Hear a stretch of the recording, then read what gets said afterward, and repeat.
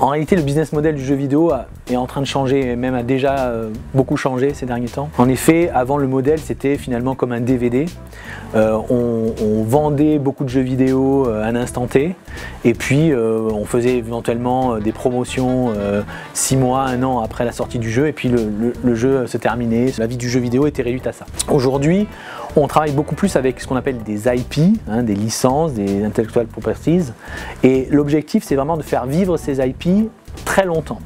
Donc notamment en faisant des suites, en faisant ce qu'on appelle des DLC, des contenus téléchargeables, mais au-delà de ça, plutôt de payer au moment où le jeu vidéo sort, on va plutôt souvent d'ailleurs rendre ce jeu gratuit, et le modèle va être finalement de l'achat d'objets en jeu, et donc on n'a plus un objectif de à l'instant T vendre beaucoup de jeux vidéo, on a plutôt un objectif de retenir le nombre de joueurs le plus longtemps possible, et puis de travailler sur le RPU, c'est-à-dire le revenu par utilisateur. Ubisoft par exemple est un champion en la matière et a complètement changé son business model de jeux, on va dire AAA, qui sont vendus à un instant T, à des jeux qui sur la durée donc génèrent des revenus. Clairement, aujourd'hui, de plus en plus de plateformes de streaming ou même YouTube vont dans des modèles d'abonnement où on s'abonne à une chaîne, on s'abonne à un streamer.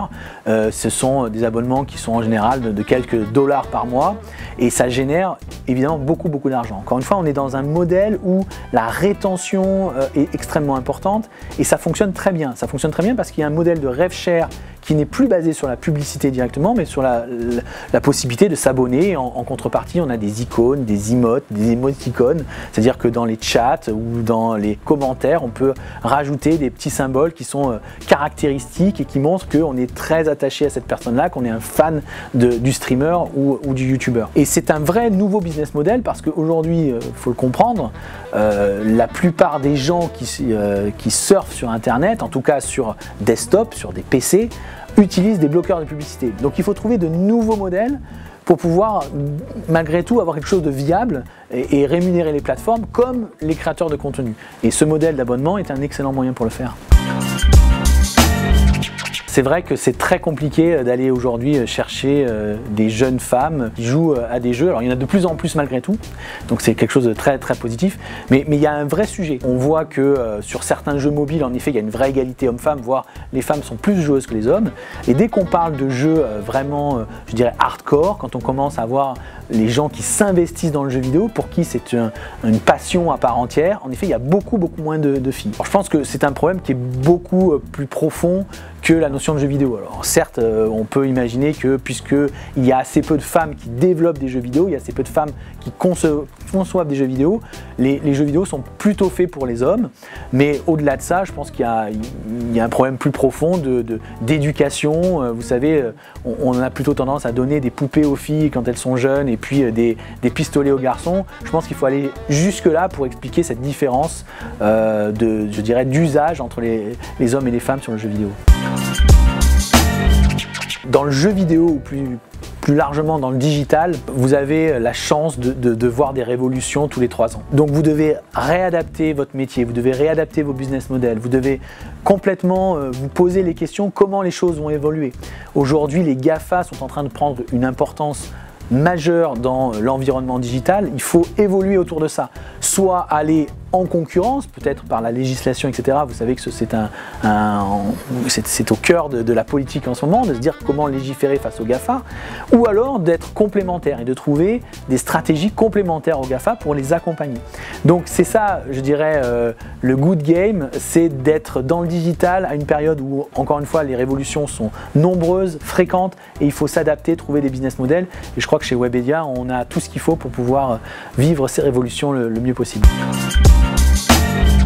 Webedia, c'est déjà un acteur qui a changé lui aussi de business model. Historiquement, Webedia c'était un éditeur de sites web, hein, avec Allociné, avec jeuxvideo.com, etc. Du publisher, c'est devenu une entertainment company, où finalement l'édition de jeux vidéo n'est qu'une partie minoritaire de l'activité d'entertainment, donc dans le jeu vidéo, mais aussi dans le cinéma, etc. Donc aujourd'hui, on fait du publishing, donc on édite des sites web. Mais on fait aussi de plus en plus de production.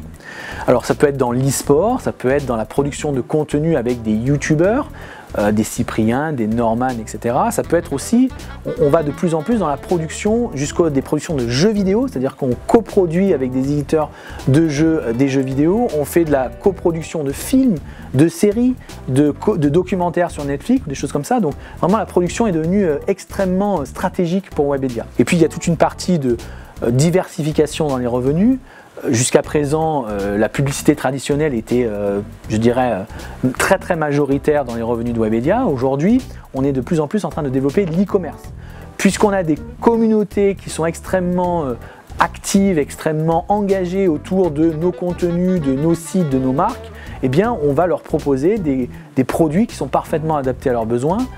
Ça peut être évidemment des textiles qui mettent en avant des youtubeurs, des choses comme ça. Ça peut être des claviers parce que évidemment on a une compétence dans le sport électronique et donc on est capable de proposer les claviers les plus adéquats. Et puis on est même un travail maintenant d'agence média. Puisqu'on est en direct avec des marques et puis on peut, puisqu'on sait, je dirais, animer nos communautés, que ce soit sur jeuxvideo.com, sur Allociné, on peut de la même façon animer les communautés des marques, comme pour des clients comme la SNCF, L'Oréal et autres. Donc voilà aujourd'hui ce que c'est Webedia, donc c'est finalement des activités très larges, toujours évidemment principalement tournées autour du digital.